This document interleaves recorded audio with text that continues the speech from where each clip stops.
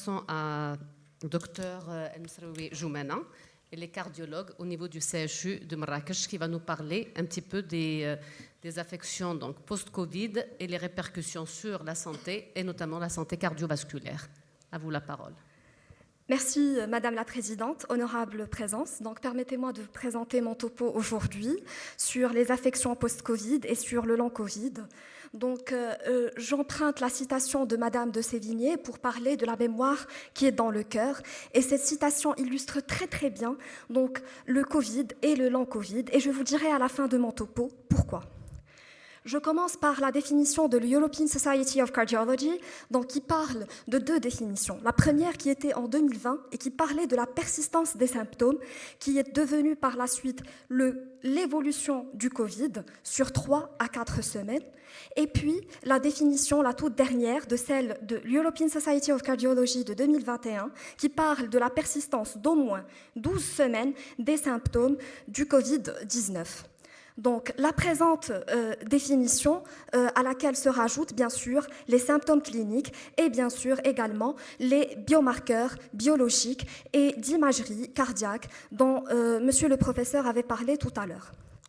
Pourquoi les affections post-Covid sont une question qui est très intéressante? Tout simplement parce que les plaintes sont subjectives. Les plaintes du patient sont subjectives et on apprend sur les bancs de la faculté de médecine et de pharmacie de croire aux plaintes du patient, surtout que lorsqu'il s'agit d'un long Covid, on n'a pas toujours la confirmation, mais on a des symptômes et il faut croire à ces symptômes et il faut savoir les traiter.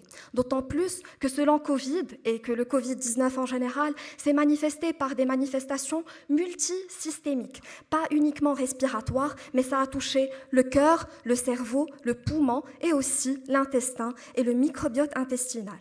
Donc, d'où l'intérêt et tout l'intérêt de codifier les démarches diagnostiques, mais aussi de sensibiliser cliniciens, pharmacologues et pharmaciens aux enjeux thérapeutiques. Le long Covid et le Covid-19, de par la démarche diagnostique qui fait appel aux techniques biologiques, aux techniques d'imagerie, je parle pour moi-même cardiologue, d'imagerie cardiaque exhaustive, de l'échocardiographie jusqu'à l'IRM cardiaque, et également des thérapies qui sont coûteuses, non seulement du Covid, mais aussi, c'est-à-dire pas seulement les traitements antiviraux, mais aussi les traitements de l'affection cardiaque, a coûté très très cher à la santé mondiale. Et pour illustrer, donc je ramène des cas réels de notre service. Donc le premier cas, c'est le cas de Madame J.A., 42 ans, sans facteur de risque cardiovasculaire, qui a pour antécédent 4 mois avant son admission une infection Covid-19 simple qui a été traitée selon le protocole national anti-Covid-19 et qui a présenté une fatigue intense depuis son infection Covid avec des palpitations intermittentes, non syncopales, mais comme mon cher professeur avait dit, notion de brouillard visuel, de brouillard mental, la notion de fog, et ces palpitations s'aggravaient essentiellement en se levant du lit. Ce qui a conduit à des arrêts maladie et des arrêts de travail, et ce qui a coûté cher à notre patiente sur le plan professionnel. Voilà ce que nous retrouvons. Donc, au simple ECG, une tachycardie sinusale. Nous complétons par la biologie, en passant de l'hormonologie au traitement au bilan hydroélectrolytique qui est revenu négatif. À l'ETT, c'était une échocardiographie sans anomalie. L'Holter ECG retrouve un rythme sinusal permanent avec plusieurs épisodes de tachycardie sinusale, avec un passage en un Wenkenbach nocturne, probablement en rapport avec une activité parasympathique. L'épreuve du système nerveux autonome est revenue positive et nous avons conclu finalement en un diagnostic, le Postural Tachycardia Syndrome. La patiente a été par la suite traitée selon une ordonnance par l'ivabradine 5 mg, un comprimé x2 par jour. Elle a été revue également par l'équipe des internistes de notre CHU qui ont prescrit de la corticothérapie. Heureusement pour notre malade, elle a repris son travail avec une bonne évolution clinique. Le deuxième cas clinique, c'est le cas clinique d'une fillette, une adolescente de 16 ans, sans antécédent pathologique particulier, sans facteur de risque cardiovasculaire, qui fait jusque-là, il y a 1 mois et demi, un syndrome grippal qui a nécessité un repos, avec une résolution totale des symptômes respiratoires. La patiente, pourtant, avait tout le temps une douleur thoracique qui s'est aggravée, intensifiée. Elle était atypique, puis devenue à type de brûlure, avec une oppression thoracique. Des signes d'insuffisance cardiaque droite minimes, à type d'œdème, une matité des flancs, mais aussi aussi des signes d'insuffisance cardiaque gauche à type de râle crépitant basithoracique. Le bilan biologique inflammatoire était fortement positif. La sérologie Covid-19 est revenue positive à IgG et négative à IgM. Sur son ECG, un ECG en dirait d'un patient âgé de 65 ans. Un véritable sus-décalage du segment ST en latéral haut, en AVL comme vous voyez en D1, avec une image d'un sous-décalage en apico-latéraux inférieur. Et voilà donc ce cas dramatique à l'échocardiographie, une fraction d'éjection sur une cardiomyopathie hypokinétique avec une hypokinésie globale à une FEVG de 16%, avec des fuites massives, IT sévère, IM sévère et une lame d'épanchement péricarditique. Ce drame, heureusement pour elle, donc la patiente a été hospitalisée en unité de soins intensives. Elle a reçu les diurétiques, les drogues inotropes positives. Elle est sortie par la suite avec le traitement corticothérapie et la quadruple thérapie, pilier de la GDMT selon European Society of Cardiology.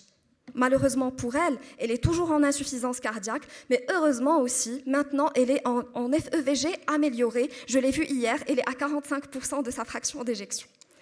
Donc, pour notre vignette clinique, la troisième, qui constitue une fierté pour notre service et une fierté pour moi-même ayant participé à ce travail. Donc, c'était la première ou le premier cas clinique qui a été publié dans l'European Heart Journal, une case report qui a rapporté donc l'atteinte simultanée d'un infarctus du myocarde, une embolie pulmonaire et d'un AVC ischémique chez un patient ayant fait le Covid-19 un mois, voire à 1 mois et demi avant son admission chez nous. Et ce patient-là, comme l'a dit professeur Bennouna, c'est un patient chez qui c'était un cas clinique très difficile, qui a causé donc un véritable dilemme. Faut-il anticoaguler? Quand est-ce qu'il faut-il anticoaguler? Certes, le patient a besoin d'une double antiagrégation plaquettaire. Faut-il agréger par une double antiagrégation plaquettaire? Que faire? Le clopidogrel, l'aspirine ou autre anticoagulant oral direct. Voilà pour illustrer l'ampleur de ce cas clinique. Donc, à ma droite, c'est la coronarographie de notre patient qui trouve donc une coronaire droite qui était occluse. Et à ma gauche, donc avec la flèche rouge, c'est le thrombus au niveau de son artère pulmonaire. Et en bas, c'est son ECG avec un infarctus du myocarde en inférieur et une dysfonction sinusale. Sur la photo d'au centre, c'est l'atteinte respiratoire. Pourquoi je l'évoque en dernier? Tout simplement pour revenir à la physiopathologie. Donc ça commence au niveau du poumon, au niveau de l'alvéole, et puis ça attaque donc le reste de l'organisme, en passant par un orage inflammatoire, l'orage cytokinique, le recrutement des polynucléaires neutrophiles, la dysfonction endothéliale, et puis finalement le déclenchement de l'auto-immunité, l'altération du microbiote intestinal qui va faire perpétuer ce processus. Donc, c'est ainsi que l'inflammation, l'atteinte du système nerveux central par la neuroinflammation va induire des dommages neuronaux, de la dysfonction neuronale avec une altération psychiatrique, les troubles psychiatriques, la chronique et la fatigue chronique, mais aussi l'altération du système nerveux périphérique par l'inflammation et le stress oxydatif. Donc, la balance du système rénine-angiotensine-aldostérone va être altérée avec une sécrétion accrue de l'angiotensine 2. Tout ceci pour expliquer le stress oxydatif, l'altération musculaire et l'altération de cette barrière, la fameuse dysfonction endothéliale. Laquelle dysfonction endothéliale avec le stress oxydatif sont au cœur même de la physiologie et des différents mécanismes des affections cardiaques, que ce soit l'insuffisance cardiaque, l'infarctus du myocarde, l'ischémie, cette dysfonction endothéliale va engendrer et réaliser donc toutes les composantes pour réaliser in fine une insuffisance cardiaque et assurer une ischémie myocardique. Ceci est un document donc, de Lancet qui récapitule un petit peu les différentes atteintes. J'en passe. Donc, les différentes atteintes cardiovasculaires peuvent être d'ordre hémodynamique, que ce soit l'acute myocardial injury, l'insuffisance cardiaque, le choc cardiogénique, l'atteinte cardio-respiratoire, l'atteinte thrombotique, que ce soit thrombose artérielle ou thrombose veineuse, et j'en passe. L'embolie pulmonaire, les AVC, également l'atteinte électrique, les troubles de rythme, les troubles de conduction, voire la mort subite, et également les différentes atteintes inflammatoires myocarditiques et myopéricarditiques. Donc, sur ce document, je ne fais que rapporter donc, les différents critères du long Covid, la persistance d'au moins plus de 12 semaines, les symptômes cardiaques, également les biomarqueurs que nous allons utiliser. Bien sûr, il n'y a pas de biomarqueurs spécifiques, ce sont des biomarqueurs qui sont spécifiques à chaque affection. Mais nous retrouverons toujours des stigmates d'inflammation qui restent élevés. Les troponines, les CRP, donc en cas d'insuffisance cardiaque, les BNP, les NT-proBNP, et bien sûr l'augmentation du taux de leucocytes, mais également bien sûr les biomarqueurs et les marqueurs d'imagerie, ETT, ECG et échocardiographie et IRM cardiaque. C'est ainsi que je déduis que comme sur ce papier de l'American Heart Association, que le Covid-19 est un véritable facteur de risque cardiovasculaire, que le patient ait ou pas de diabète. Ça fait augmenter le risque de survenue d'affections cardiovasculaires et ça a même multiplié ces affections, même chez les patients non diabétiques. Le long Covid, donc sur cette étude donc publiée sur The Nature Reviews Microbiology, donc long Covid principalement s'est manifesté dans 80% des cas par l'atteinte du système nerveux autonome par les dysautonomies. Au total, dans le Covid-19 et dans le long Covid, on a l'insuffisance cardiaque en chef de file, l'atteinte myocardique et myopéricarditique, les arythmies de novo, les dysautonomies, les thromboses veineuses et artérielles, et même également les atteintes cardiométaboliques. Combien de patients ont eu donc, de diabète de type 1 qui se sont révélés après l'infection Covid? Donc, j'en passe, ça a dû donc, susciter votre curiosité. Il y a beaucoup de malades, certainement, qui se sont fait hospitaliser en unité de soins intensifs cardiologiques. Malheureusement, il y en a ceux qu'on a perdus, mais d'autres qui ont survécu et qui nous sont très chers actuellement, que nous suivons toujours. Pour l'insuffisance cardiaque, bien sûr, que nous soyons en insuffisance cardiaque à FE réduite, que nous soyons en insuffisance cardiaque mid-range, que nous soyons en insuffisance cardiaque préservée, nous avons besoin de plusieurs thérapies. Donc la quadruple thérapie est un socle du traitement de l'insuffisance cardiaque à FE réduite, donc par les bêta-bloquants, les inhibiteurs de l'enzyme de conversion, les ARNI, minéralocorticoïdes, les inhibiteurs de la SGLT2. Donc c'est une ordonnance qui est coûteuse et qui est aussi chargée du patient. Donc, dans les myopéricardites et les myocardites, on a besoin d'utiliser les corticostéroïdes, les anti-arythmiques, les anti-inflammatoires. On revient aussi sur l'ordonnance de l'insuffisance cardiaque et l'ordonnance s'alourdit.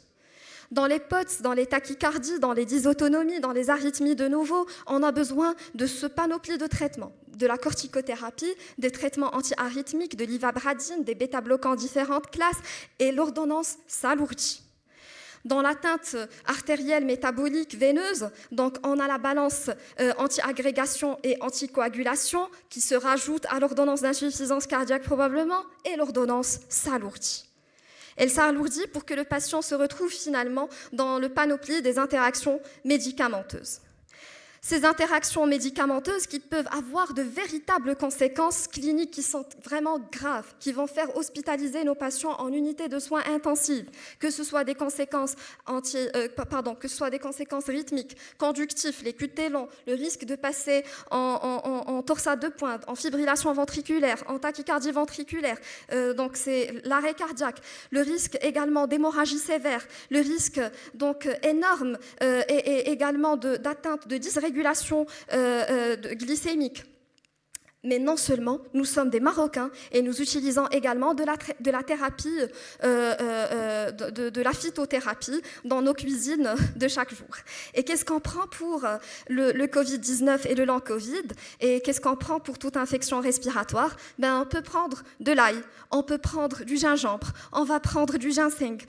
Certes, il y a de véritables écrits scientifiques qui ont communiqué l'intérêt de les utiliser, mais à des doses thérapeutiques. Et lorsqu'on est à des doses suprathérapeutiques, on ne fait qu'augmenter le risque cardiovasculaire par l'élévation de l'HTA, on ne fait qu'augmenter le risque cardiovasculaire par les dysrégulations glycémiques, et on ne fait qu'augmenter le risque d'interaction médicamenteuse, notamment la balance hémorragique et thrombotique. Et on voit clairement donc l'interaction avec la warfarine, avec l'aspirine, avec les anti-inflammatoires non stéroïdiens, et j'en passe. Pour finir et dire justement que notre cher molnupiravir, qui est utilisé dans des conditions qui sont graves, altère dans sa pharmacodynamique le cytochrome et aussi les cytochromes hépatiques, mais il y a aussi les herbes qu'on utilise et l'interaction se perpétue et le patient peut finir en unité de soins intensifs pour une raison ou une autre. Au final, le long Covid ne se termine pas par le traitement thérapeutique ou par le traitement médicinal, mais ces patients-là ont besoin de réhabilitation et de réadaptation. Mon cher professeur Nibi avait tout à l'heure exposé de façon la plus magnifique la réhabilitation du long Covid, et je vous dis que les centres de réhabilitation et de réadaptation cardiaque sont actuellement ouverts au Maroc et prochainement, Inch'Allah, à Marrakech, et je déduis tout simplement sur cette diapo que la santé n'a pas de prix, mais elle a un coût et une valeur. Et parce qu'elle a un coût et une valeur, voici le coût qu'a coûté le long Covid chez les patients, je répète, non hospitalisés, en Grande-Bretagne. Donc, ça a coûté par an, pour les patients qui ont été diagnostiqués, 363 739 livres. Et pour les patients ayant présenté juste des symptômes sans preuve, ça a coûté 3 915 livres. Vas-y faire le compte chez le Marocain. Je vous remercie. La mémoire est dans le cœur. Le Covid est gravé dans nos cœurs, littéralement, malheureusement, dans certains cas. Je vous remercie.